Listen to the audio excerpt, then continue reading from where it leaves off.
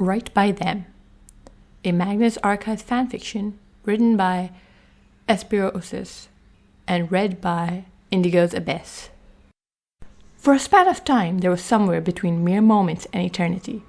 The thing had no idea who it was, where it was, or what existing even meant.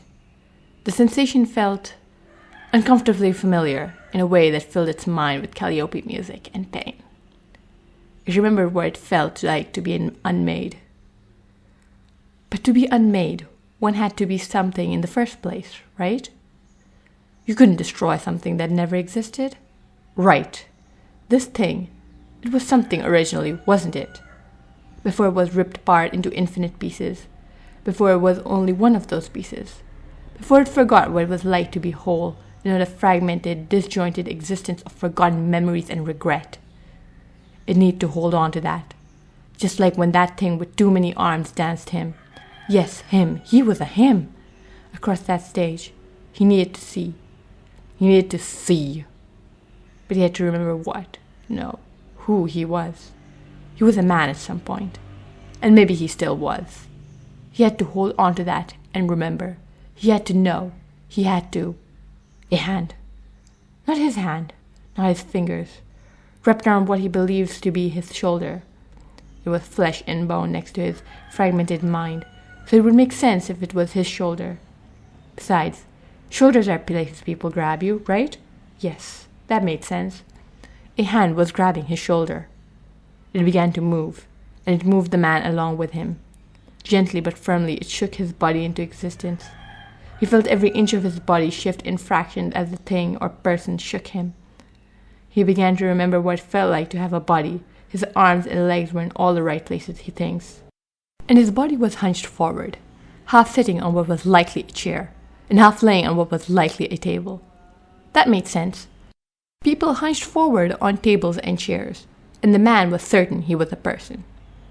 Everything was dark all around him as he began to realize his eyes, which he had two of and no more, because that's how many eyes people had, were closed, and his head was lying down in his arms. He must have been sleeping, but he didn't feel rested at all. He felt a whole lot right now, and he couldn't decide how he felt about it, aside from wanting to stop feeling quite so much. He heard a noise, felt as it vibrated in his throat, a groan. He was groaning. That felt appropriate, really. He deserved to groan a bit. His ears perked slightly as something else sounded, cutting through the lack of noise. Or did the man just not hear the noise until he remembered what hearing was? It was a voice. A man's voice, calm and gentle and somewhat amused. This didn't feel amusing. This felt agonizing. And it set the man's nerves that someone was delighting in even more of his suffering. The words, because the other man was certainly speaking words, began to unjumble and rearrange themselves as language began to restructure itself in his mind into something coherent. He listened to the words even though he didn't want to. He didn't want to hear how his pain delighted yet another one of the horrific abominations he was cursed to be counted among. "Come on, buddy," the man teased as he continued to gently shake him. "Wakey, wakey." The man tried to open his mouth to tell the thing to fuck right off and leave him to his misery, but all that came out was a disgruntled moan as his teeth and tongue clashed against each other in his mouth uncomfortably. He wasn't used to having a mouth yet. Much to the man's dismay, the thing just chuckled. "Must have been a rough night, huh, John?" John, right. Yes, that was the man's name. John, short for... what was his name again? Jonathan. Jonathan Sims. That was the man's name. It felt good to have a name, an identity, to know something about himself. The world was still dark, right. He forgot to open his eyes. John groaned again as he expended great effort to shift his head and open his eyes, the nothing quickly being replaced by much too much. He hissed. His eyes fluttered shut again as red overtook his universe, light still shining in past his eyelid. "Oh, wow, you're really out of it today." The shaking stopped as the thing spoke. "Don't worry, best bud. I'll get you some coffee. Just wait here," the thing told him as he retreated from his desk. Silence once again reigned, and John decided once more to try and open his poor abused eyes. Things made more sense this time, since he was a bit more prepared for it. He was sprawled across the desk. His desk, which was completely covered in papers, folders, stationery, and books. They were important to his research. He was a researcher at the Magnus Institute. And with that singular thought, everything came rushing back. The past 4 years of grief, terror, loss, and desperation flooded into his mind like a tidal wave as his purpose and what had become of him threatened to drown him. He gasped and threw himself backward, fully into his chair, and dug his fingers into his skull in a desperate attempt to just make it stop. But it didn't stop. Not until every drop of suffering was shoved into his brain like an overfilled water balloon. Not until he was on the very cusp of bursting, never allowed the relief of finally letting go. He remembered the panopticon of Jonah and Martin. Oh God, Martin! Where was he? Was he waking up just like John was, gasping and in pain? He had to find him. He had to know if he was okay. He didn't want to know. He had promised Martin he wouldn't know about him unless it was an emergency. But wasn't this an emergency? It's fine, he decided. He just apologized when they were together. He'd apologize once Martin was in his arms again. Martin wasn't here. John felt himself go cold, frigid, rock still as the certainty hit him that his Martin, wasn't there. A Martin, of course, a perfect, sweet, innocent Martin that never had to face any of those awful things his Martin had to face on his own. But his Martin was gone. He felt his powers begin to fade as he realized he was alone. This body wasn't ready for these powers, and would hopefully never be. He felt tears begin to roll down his cheeks before he even knew he was crying. He bit his lip, desperate to keep the sobs in as he realized his Martin was gone. He was dead and gone, and John was alone. It was all his fault. It was his fault. Everything was his fault. Why had he had to be born? If he hadn't been born, none of this would have happened. Everyone would have been happier and alive, and... John felt a horrible sob rip its way through his chest. Why had this happened? Why was he here? What was going on? Why had he been cursed to outlive every person he loved? And then he knew. When Martin had stabbed him in the heart, releasing all of the fears into the multiverse, he had been tied much too intrinsically with them to be parted at that point. As the fears multiplied and spread, so did his mind, shredding into thousands of pieces as his consciousness was dragged into every universe the fears infected. His consciousness, still so very alive, reached out to the only thing that could contain it, that he could exist inside of. Himself. He knew in the depths of his being that his consciousness had successfully infiltrated and taken over every version of himself in every universe there was.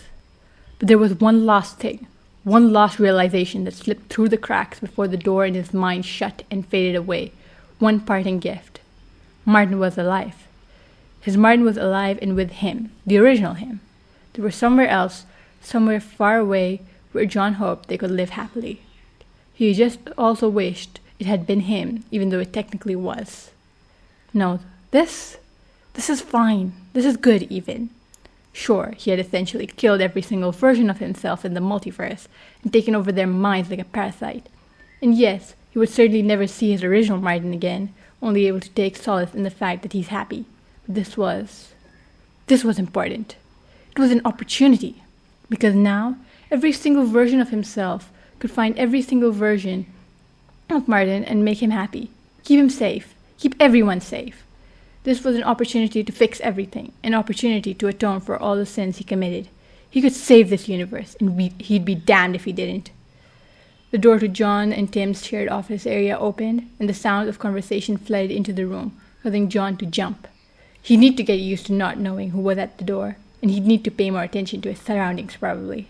Really not cool, by the way, Tim continued as he pushed open the door with his hip, his hands wrapped around 2 mugs of coffee, one with an outrageous beach scene painted onto it, with the words, "I'd rather be on vacation" on it, and one a plain dark green mug. "Hey bud, how you feeling?" Tim turned his attention to John and cut himself off with a sharp gasp, his eyes growing wide at the sight of him.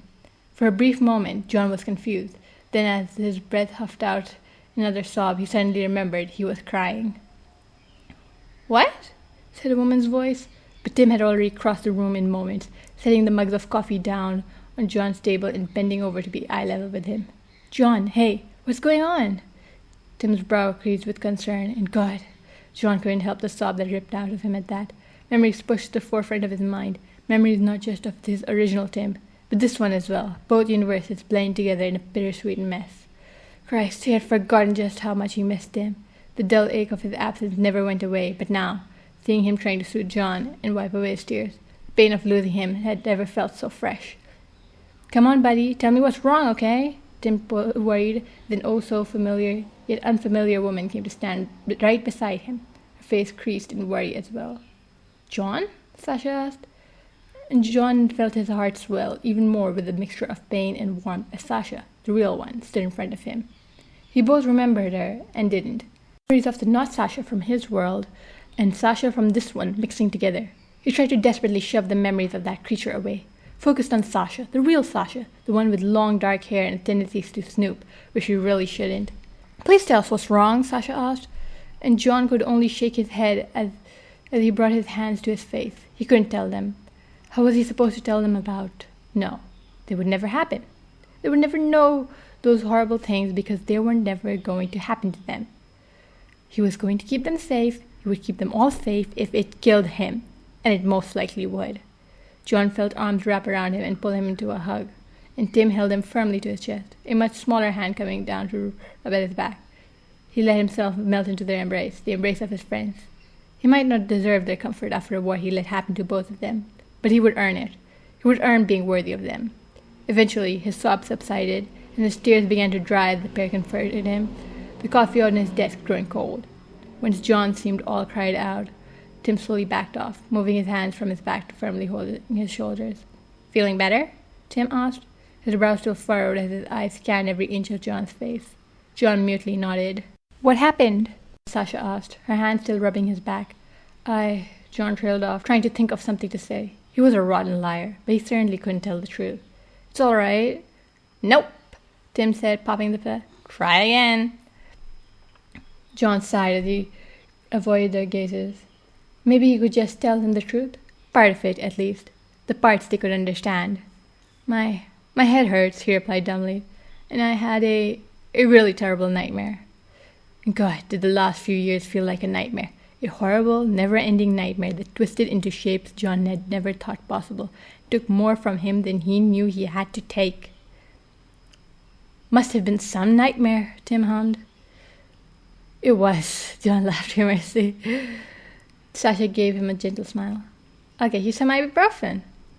"Thank you," John nodded and winced as his brow rolled into his skull. Tim let John sink back into his chair as he grabbed his own chair from his desk and rolled it over. The two men sat in silence for a few moments before Tim sighed. "You really need to take better care of yourself, John," he told him, and John could tell he was trying to keep his voice light despite his concern. "This isn't healthy." "I know," John whispered, his eyes trained on the 2 cups of now cold coffee.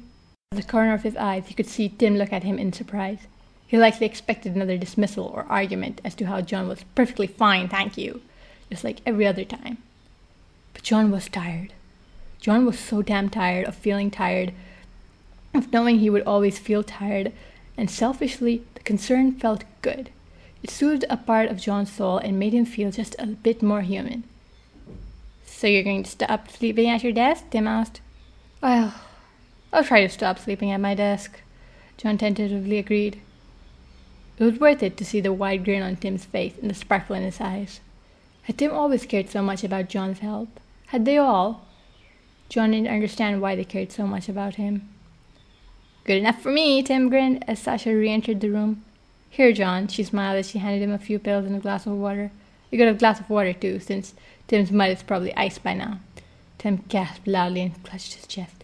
"Sasha James," he cried, "did you just call my coffee mud? I'll have you know that that coffee recipe has been passed down for generations." Sasha rolled her eyes. "I didn't realize throwing some dirt in water was such a time-honored tradition in your home." "We only use the most finely grounded dirt in our coffee, thank you," Tim huffed. "But if you're going to be so cruel, then I wouldn't tell you about the miracle I just performed." John watched the two of them as he sipped on his water, the liquid soothing aches he didn't realize he had. Sasha raised an eyebrow. "Oh? And what miracle would that be?" Tim smirked as he puffed out his chest. "I got John to promise not to sleep at his desk anymore." "Seriously?" Sasha swung around to look back at John, and a self-conscious blush began to rise on his cheeks. I said I'd try. I hardly promised." "Still, I'm really glad to hear it," Sasha smiled at him, and John felt another aching part of his soul relax and hum in contentment. John averted his gaze as his face grew a bit redder. They didn't get much work done that day. John could tell Sasha and Tim were still a bit worried about him due to his breakdown in the morning, and honestly, John wasn't really feeling all into the work either. He had other, much more important things to think about, such as fooling Jonah and stopping the apocalypse. Jonah, Elias, no, he knew. He would need to be very careful of, well, everything really. He couldn't just act. He couldn't just fix everything as much as he wanted to, because right now he was human. He was a fragile, squishy little human with everything to lose. He stood absolutely no chance against Jonah, Elias as he was.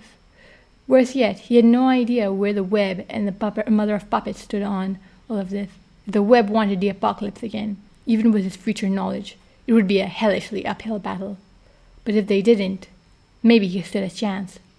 He couldn't let anyone know what he knew, especially Elias. And he could only operate on the knowledge he would realistically know. He was so absolutely screwed. He had no allies, nobody to turn to, nobody who understood the gravity of the situation, nobody that could help him figure out what course of action to. Then he realized he was working in research with Tim. He wasn't in the archives yet. He wasn't the archivist. Gertrude Robinson was the archivist. Gertrude Robinson was still alive. At work, Tim had suggested the three of them go out for drinks, because God knows you need to loosen up a bit, John. But he had refused, and Tim and Sasha went on their own, leaving John alone to his own devices. He knew what he had to do. He had to talk to Gertrude, and he had to do it right then. He couldn't do it in the archives, or even in the Institute in general. Elias's eyes were everywhere. But there was one place he knew there weren't, one of the many places Gertrude had made sure he couldn't see, and that was her flat. Which meant breaking into her flat, again, was the only reasonable solution, really. John remembered the dozens of crossed-out eyes on the book covers, words against the eye in Elias. He prayed it would be safe, because if it wasn't... He really didn't want to think about that. He secured his hood a bit tighter on his head, and pulled the scarf on his face even higher as he looked at the lit window of her flat. She was definitely home, at least. John took a deep breath before emerging from the bush he had been crouched in, and quickly climbed up the wall, past the ground and first-floor windows, and up to Gertrude's second-floor apartment. It was easier than he remembered it being the first time he did it. He supposed the aches from the worm scars and his less-than-good eating habits had made the ascent more difficult. But at the moment, it was as easy as he remembered it being when he was a child. He shimmied his way over to the window and, with a few deft moves of his lockpick, unlocked the window and shoved it open, crawling inside and landing in the heap on the wood floor. He took a moment to catch his breath before he heard a metallic click right above him. John sighed and grimaced, recognizing the sound as he looked up. A very alive and very unhappy-looking Gertrude Robinson stood above John, the rifle in her hands pointed directly at John's head. "You picked the wrong flat to rob, boy," she scowled at him.